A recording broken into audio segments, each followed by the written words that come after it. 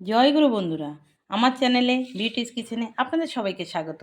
আজকে আমি আপনাদের রান্না করে দেখাবো টক ভেন্ডি। দেখুন, এই যে টক ভেন্ডি, এভাবে টক ভেন্ডিটা এভাবে ছাড়াবেন, এভাবে বাছতে হবে। এই যে এভাবে ছাড়িয়ে ঠিক এভাবে নেবেন, নিয়ে পুরো এভাবে ছাড়িয়ে ছাড়িয়ে রাখবেন। দেখুন বন্ধুরা, এখানে আমি সব ছাড়িয়ে নিয়েছি। এভাবে দানাগুলো এভাবে ফেলে দিতে হবে। দেখুন এই যে দানা, এবার দানাগুলো, এই দানা কিন্তু খায় না। দানা ফেলে দিয়ে দানার গায়ে যে ছালটা, সেটাই কিন্তু এই যে খেতে হয়। এই যে টক ভেন্ডির এই ছাল, এটাকে আমি টক রান্না করব। এটার জন্য লাগবে শুধু ফোড়নে সর্ষে ফোড়ন, আর কিছুই লাগবে না। লঙ্কা, কাঁচা লঙ্কা চিরা দেব। দেখুন বন্ধুরা, আমার কড়া গরম হয়ে গেছে। আমি কড়া বসিয়ে দিয়েছিলাম আগে। আমি কড়াতে তেল দিয়ে দেব। অল্প তেল, বেশি লাগে না।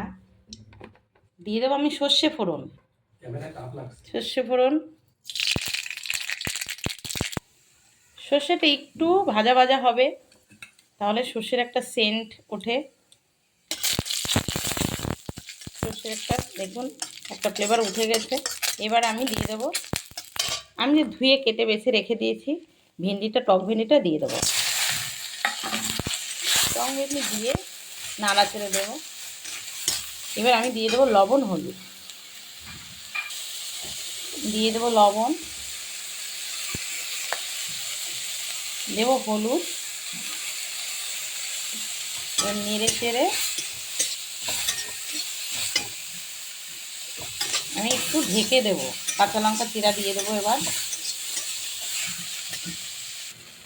দেখুন বন্ধুরা, আমি কাঁচা লঙ্কা চিড়ে রেখে দিয়েছিলাম, কাঁচা লঙ্কা দিয়ে দিচ্ছি। এবার নেড়ে চেড়ে দেখেন এখনই গলে এসছে। আমি একটু চিংড়ি মাছ ভেজে রেখে দিয়েছি, আমি এতে চিংড়ি মাছ দিয়ে দেবো। একদম চিংড়ি মাছটা ঘেটে রেখেছি, ঘেটে একটু, তো আমি এবার চিংড়ি মাছটা দিয়ে দেবো। দেখুন একদম কমে গেছে। আমি কিন্তু ঢাকিও নি, এটা ঢাকাও লাগবে না, সেকেন্ডে হয়ে যায়। বন্ধুরা, আমি তো টক পালনে একটু চিংড়ি মাছ দেবো, তাহলে একটু খেতে কিন্তু বেশি টেস্ট হয়। আমি এখানে চিংড়ি মাছ ভেজে রেখে দিয়েছিলাম, ওটা আমি দিয়ে দেবো। এখন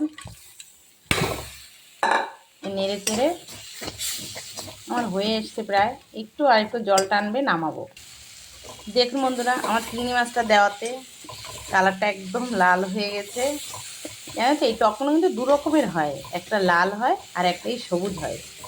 এই আমি সবুজটা নিয়ে আসছি আমাদের। লালটাও কিন্তু খাওয়া যায়, ওটাও টক, এটাও টক। অনেকে কিন্তু এটা জানে না খেতে, অনেকেই খেতে জানে না এটা কেমন করে খেতে হয়। দেখুন বন্ধুরা, আমার কিন্তু হয়ে গেছে টক ভেন্ডি চিংড়ি মাছ দিয়ে রান্না করেছি। এবার আমি নামিয়ে নেব। দেখুন বন্ধুরা, আমি নামিয়ে নিয়েছি।